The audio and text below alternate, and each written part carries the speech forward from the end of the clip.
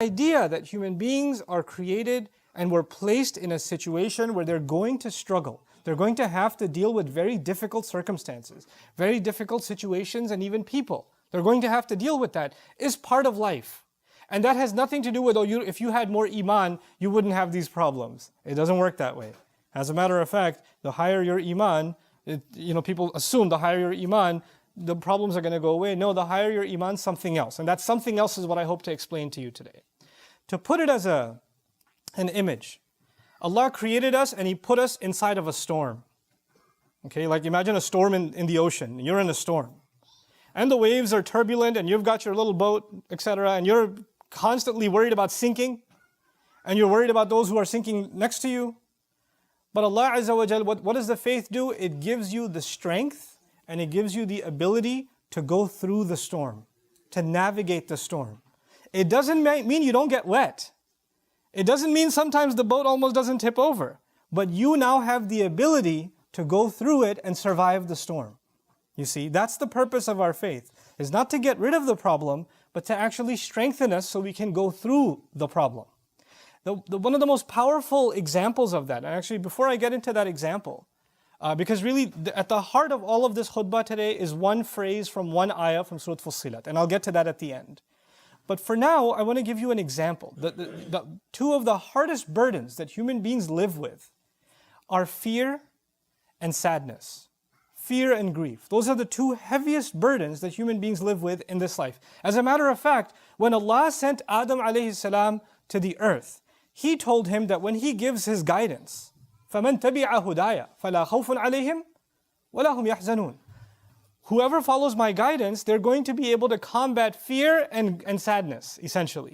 In other words, Allah knew that in the story of humanity from Adam alayhi salam to the last human being that's going to walk on this earth, every one of them is going to have to struggle with fear and they're going to have to struggle with sadness. Now what are these two things?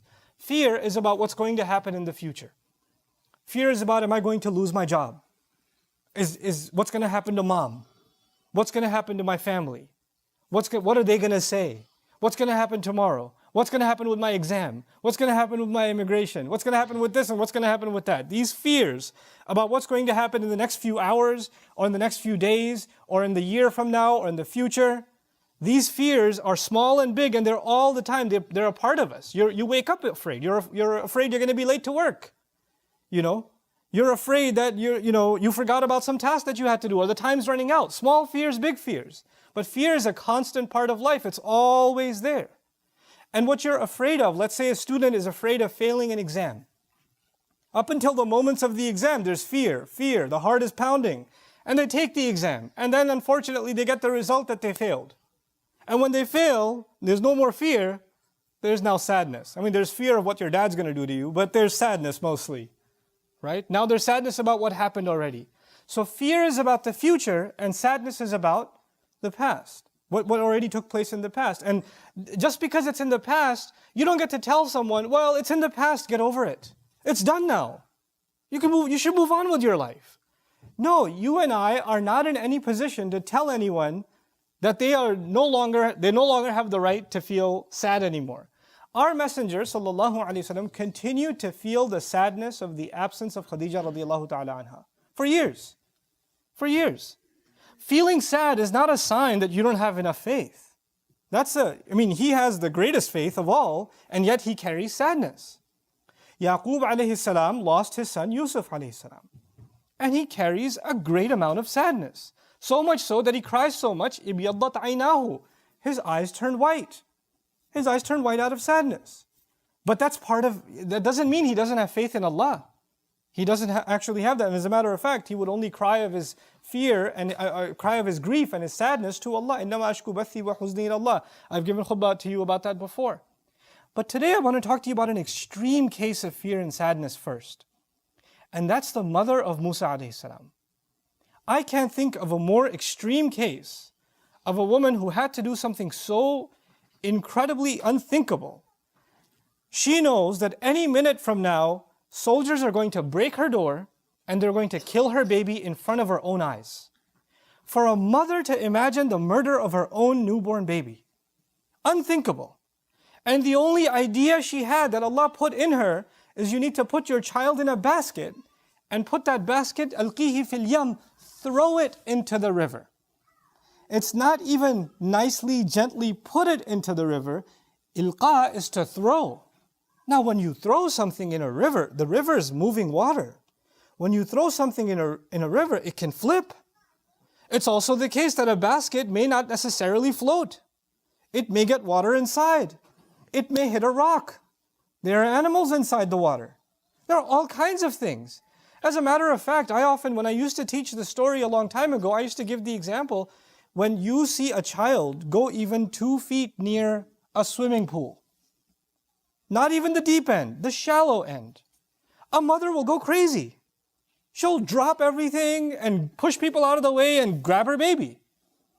There are women that give their babies a bath, in the tub, and they put the water this little.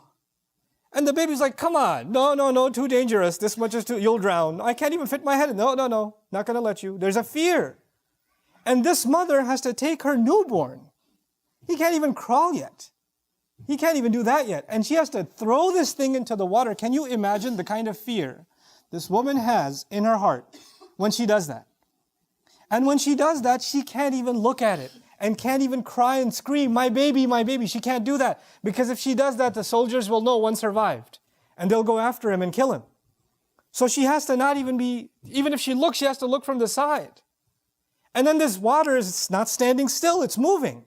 So this basket is slipping away from her sight to the point where she doesn't even know what happened to it. She has no idea what's happened to it. And now she's living with this incredible, overwhelming sadness. What have I just done? What's going to happen to my baby? And in those moments, Allah Azza wa Jal told her, لا تخافي ولا تحزني. Don't be afraid. Don't feel sadness. And even though she still felt afraid, and she still felt sadness, what we're learning in these ayat is Allah will help you overcome not being drowned by fear and not being drowned by sadness. He can let you navigate those two feelings. Those two feelings are very powerful. They're enough to drive someone mad. They're enough to drive someone to the point where they don't want to live anymore. It can be that powerful. And yet Allah can give you the strength to overcome what you and I don't have the strength to overcome. This mother, like no other mother, could stand doing that and survive. So Allah says, وَأَصْبَحَ فُؤَادُ أُمِّ مُوسَى فَارِغًا. Musa's mother's heart was, you can think of the imagery as it was bleeding out. It was emptying out. It's like her heart was exploding. إِن كَادَتْ لَتُبْدِي بِهِ. She was on the verge of just screaming out, that's my baby, I want my baby back. She was on the very verge of it. She couldn't hold it in. لَوْلَا أَرَّبَطْنَا عَلَىٰ قَلْبِهَا. Had we not tied her heart up, like literally something's about to shatter and leak, and Allah says He, like a rope, tied it up and held it in place. What are we learning? We're actually learning that you and I are not capable of controlling our emotions until Allah gives us the strength to do so. The situation didn't change. The baby didn't start flying instead of floating in the water. The reality didn't change, but her heart changed. Her heart was strengthened by divine intervention from Allah Himself. لَوْلَا أَرَّبَطْنَا عَلَىٰ قَلْبِهَا. And she's not a prophet. What we're learning in these ayat is that Allah will give you and me a strength to our hearts that we'll be able to overcome the most powerful fear and the most powerful sadness, the deepest kind of sadness. He'll make us strong enough, not that those things will go away, but you'll be strong enough to go through it. You won't collapse. Your heart won't fall apart.